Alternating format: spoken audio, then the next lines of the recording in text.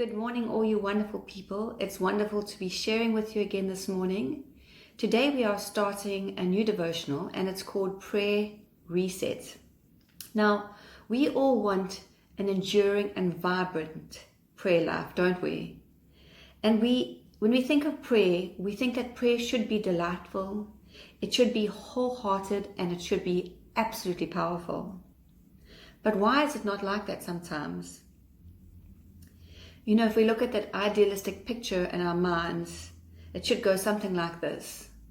I'm sitting in my favorite chair.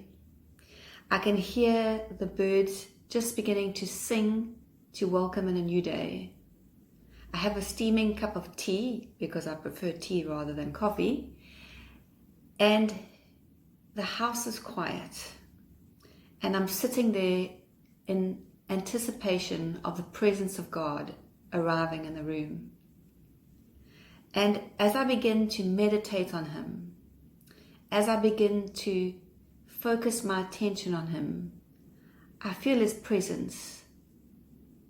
And I begin to sing songs from my heart of thanksgiving to Him, adoration, praise, just loving on my King.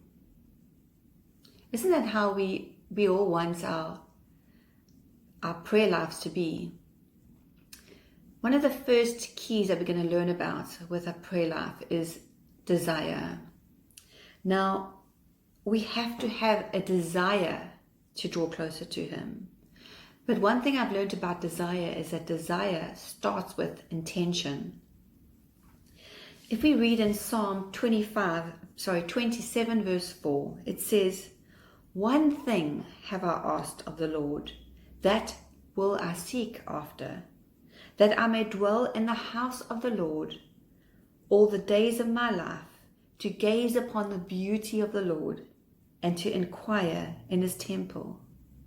Isn't that the most beautiful, beautiful psalm? One thing, David says, have I asked of the Lord. And that comes from David's desire to spend time with God. It was his first priority. So how do you create a new habit if you're wanting to have a desire to spend more time in prayer and a more fulfilling prayer life? How do you create that habit? I found some points that I thought was very, very helpful. The first thing is that to start ridiculously small, because sometimes we set unrealistic goals for ourselves.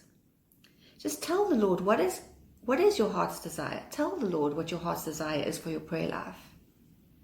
And the second thing is to design your environment. You know, we wonder why we are so filled with distractions, but we don't want to take that time just to get up a little bit earlier when the house is a little bit quieter.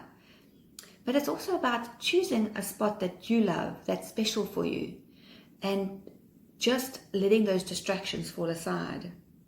The third thing is that you need to celebrate your wins. And by celebrating your wins, I mean that if you keep a journal and you write in your journal about what the prayers that you pray about, you'll be able to celebrate the victories that you have in prayer. And we're going to be talking a little bit more about that in one of our other devotions. So I won't say any more about that. But celebrate your wins. And the fourth thing is to surround yourself with supporters. What do I mean by that? I mean, surround yourself by people that are praying people. And even in this lockdown time when we can't be together with one another, surround yourselves through social media, through WhatsApp. Send your friends a message, say, "I'm trusting the Lord for this. Won't you trust Him with me?" Whatever it is that you are desiring God to do, if you have an accountable prayer partner, I encourage you to pray with one another. Even if it's sending voice messages, there's such an incredible technology available to us. So I hope that this has encouraged you. Remember that it starts with desire, and we need to desire to have a greater prayer life.